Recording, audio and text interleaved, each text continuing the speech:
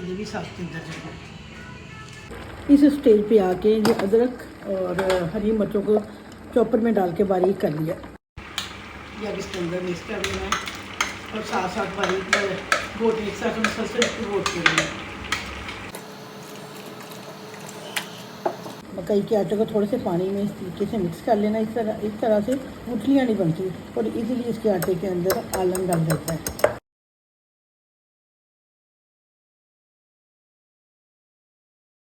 अगर तो आपके बाजुओं में दम है तो आप गोटे के साथ इसको गोटे, नहीं तो आप बस साइंस ने इतनी आसानियाँ कर दी हैं सबके लिए, सब औरतों के लिए। तो ये हैंड ब्लेंडर है मेरे हाथ में, अब मैं इसको इसके साथ गोटूँगी। चलिए जी, साग हमारा रेडी हो गया।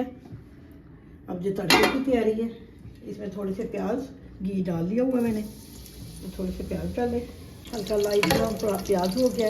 अब इसके अंदर ये अदरक डाल देना, ये थोड़ी सी साबुत मिर्च डाल दें,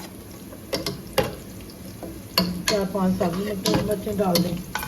चलिए अब ये हमारा तड़का हो गया तैयार। अब इसके अंदर 3 गर्म पानी रखा हुआ है मकई के आटे की रोटी बनाने के लिए। तो थोड़ी सूरत मिर्च मैं डालना भूल गई हूँ, इससे बड़ा अच्छा टेस्ट आता है। जब आप लोग इसका तड़का बनाए तो 1 चम्मच जो मिर्च डाल दें। ये साग अब रेडी है, ये देखिए ज़रा, ये घी का ऊपर आ गया है, ठीक है। जब इसमें हरी मिर्चें डाल दी थोड़ी सी हंसवे ज़रूर, और ये धनिया डाल दिया मैंने, ठीक है। ये साग अब हो गया रेडी। अब बनेगी मकई की रोटी।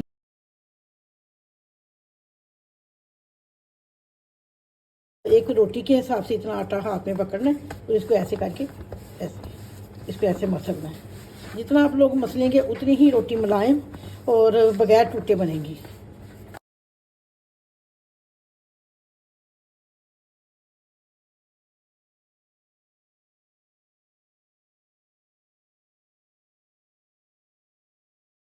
साग और मकई की रोटी तैयार हो गई है।